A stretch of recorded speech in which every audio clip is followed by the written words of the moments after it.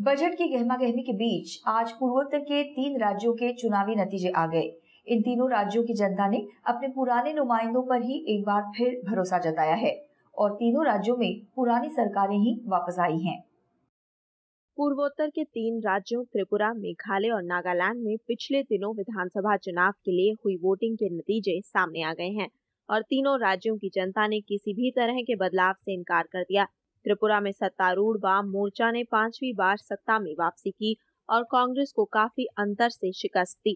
इस पहाड़ी राज्य की विधानसभा में 60 सीटें हैं, जिनमें से वाम मोर्चा को 50 सीटों पर जीत मिली, जबकि कांग्रेस के हाथ सिर्फ 10 सीटें आई।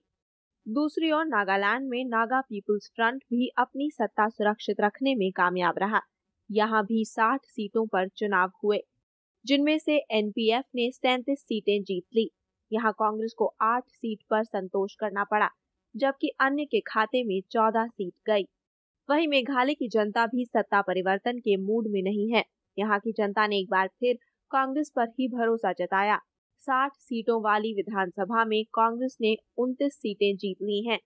यूडीपी के 8 उम्मीदवार जीते, जबकि 23 सीटों पर अन्य दल विजयी हुए। इन चुनावों को 2014 आम चुनाव का सेमीफाइनल कहा जा रहा था, लेकिन आज जो नतीजे आए, अगर वैसा ही जनता का मूड रहा तो कांग्रेस के लिए आगे की राह यकीनन मुश्किल होने वाली है, क्योंकि पार्टी उपाध्यक्ष राहुल गांधी समेत स्टार प्रचारकों के चुनावी समर में उतरने के बावजूद यहां कांग्रेस की हालत बेहद पतली रही है।